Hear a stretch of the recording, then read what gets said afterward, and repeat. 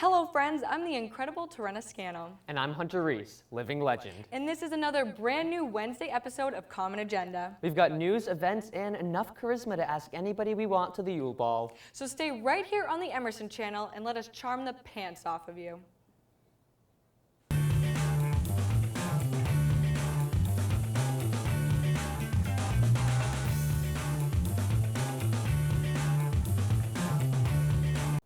Welcome back to one of Emerson's only news shows that I host on Wednesdays, Common Agenda. I can't believe it's been a whole week since you've seen our beautiful faces. Did you miss us? Did you go to the events we told you to go to last week? Did you like them? Did you have fun? I really hope we did a good job. Anyway, I hope you're all super excited to hear all the most recent goings-on from our little old Emerson College. Here are the latest news stories. Emerson students are survivors. We're not going to give up. We're not going to stop. We're going to work harder. That's exactly what Emerson alumna Karen Lewis, class of 1992, did, and now she works with others to inspire them to keep on surviving.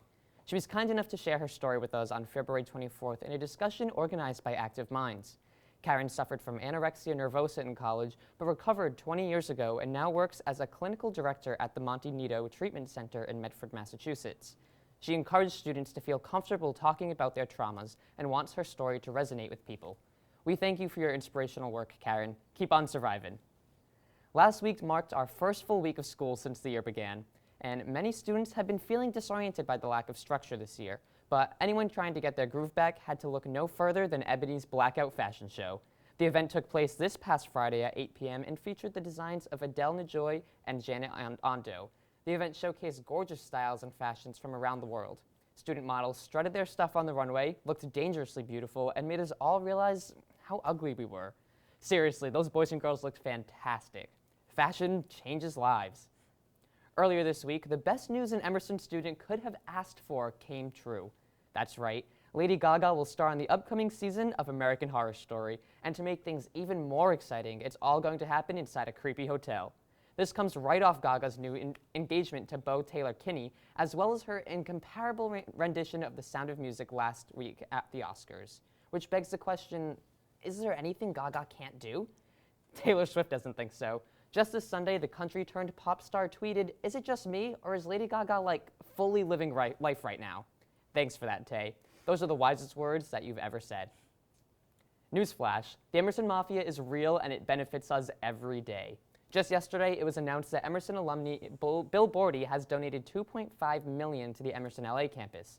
The donation was made as part of the Future Has Your Name on It fundraising campaign that benefits student programs and opportunities in the LA area.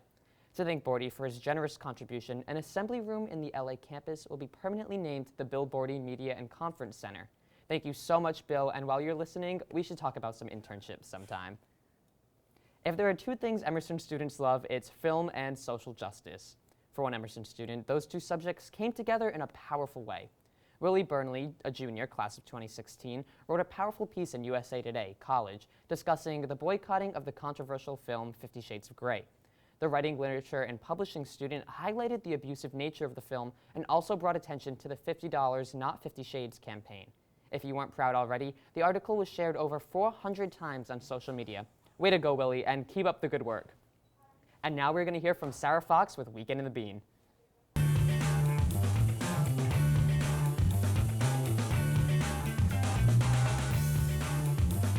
Hey guys, happy Chinese New Year. I'm Sarah Fox and I'm at the Chinatown Main Street Cultural Village event in Chinatown, where local vendors are not only celebrating the new year, but celebrating local tradition as well. Let's go take a look.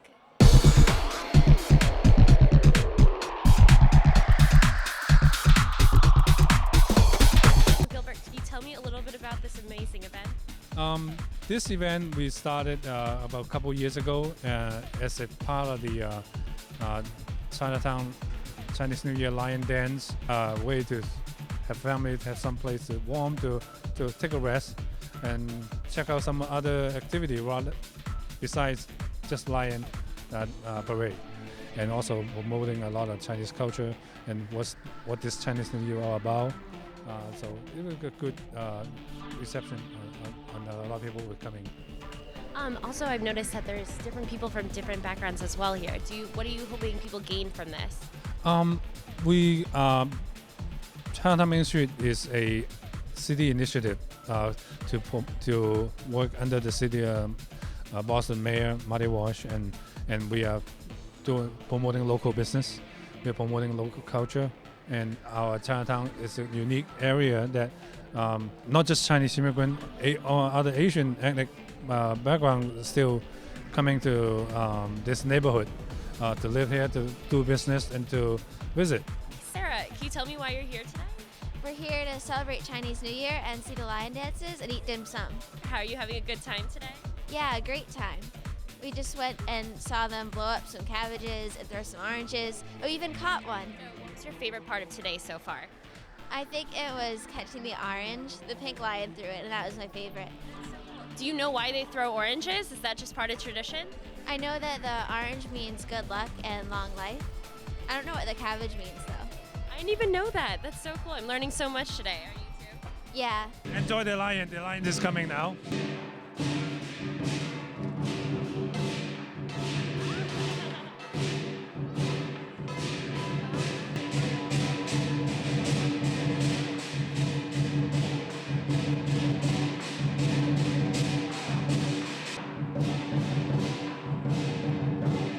Happy Year of the Ram. I'm signing off for Weekend in the Bean. I'm Sarah Fox. See you next week.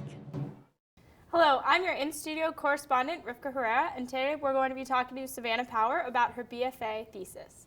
So Savannah, could you tell us a little bit about your thesis? Yeah, my thesis film is called Shut Me Up, and it's a year-long project. That's how the BFA program works. And it's about a young woman, Sophie, who is battling her condition of selective mutism, and so it's about how she journeys to literally find her voice and self-worth and validation again. So how did you choose that topic? So I wanted to tell a story about learning to find your voice, as that was like an experience that I felt like I went through a couple of years ago, and having to find self-worth and validation, and I was trying to think of the most interesting way to show that. Originally, this story was going to be about a young woman who chose not to speak, but after talking to people with selective mutism, I realized it was way more interesting to go with and represent this group of people who literally don't have voices and have never seen themselves in the media, and so that's when I decided that I should make it about a woman with selective mutism. That's amazing. Is there anything in particular that stood out to you whenever you spoke to some of those selective mutism? I actually found two people on Reddit with selective mutism and messaged them, and both of them said, I've never seen or read anything that resonated with my experience in the media, and that was when I was like, oh my gosh, I have to tell this story because no one else has yet, and I think that's really exciting. That's awesome. What kind of crew and cast are you going to be looking for your Right now we have mostly ladies involved, which is awesome because I'm all about women in film. So, but we are accepting all genders to come out for crew calls and casting. And our crew calls will be at the end of this month, and casting will be at the end of April. Great, thank you very much. And now we'll hear from the fabulous Elias Gangus with Stage Spotlight.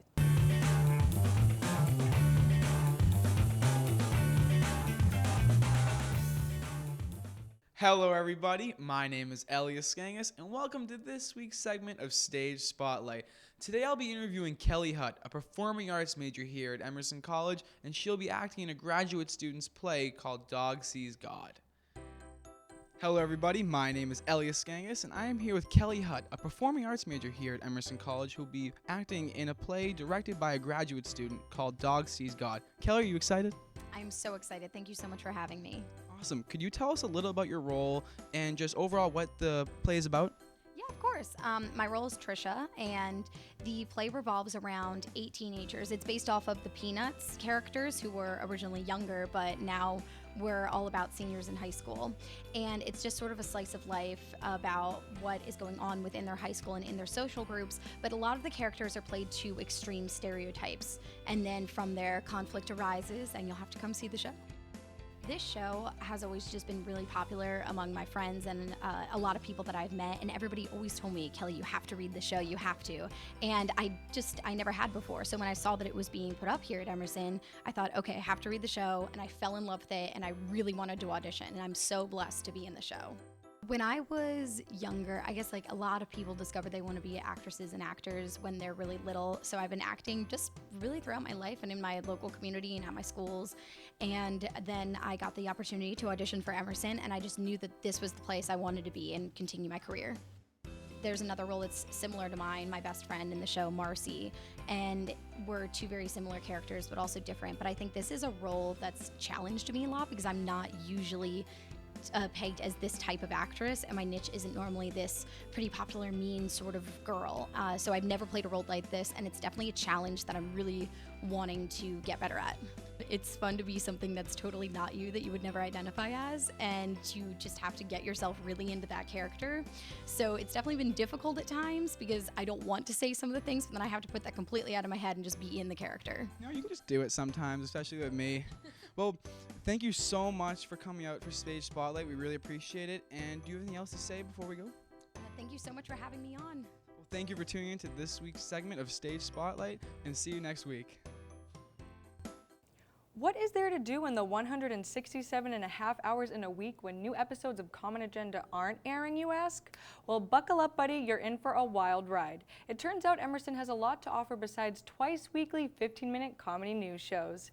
Here are your upcoming events, hot off the press. Spring break is just around the corner, but that doesn't mean you can't catch another karaoke night at Sweetwater Tavern before you head off to the beaches. With the campus-loved pub only weeks away from closing, be sure to head over to Diagon Alley every Wednesday night for fun, friends, and off-key renditions of Call Me Maybe. The prerequisites? Be of age and have a sparkling personality.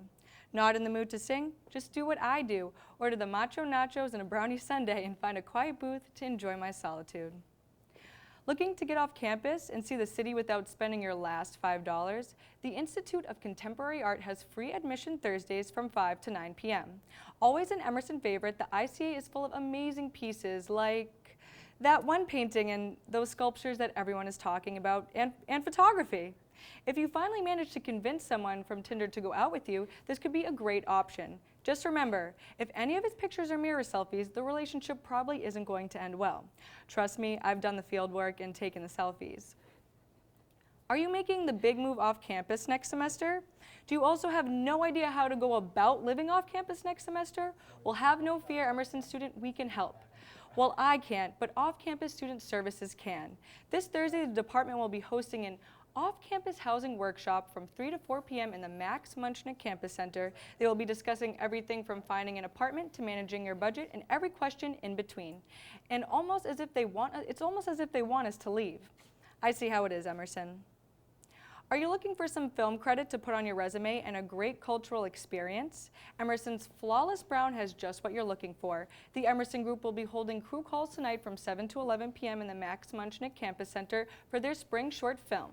The film is a dark comedy that centers around 4 women of color as they experience racism, financial troubles, and mental illness in a predominantly white environment.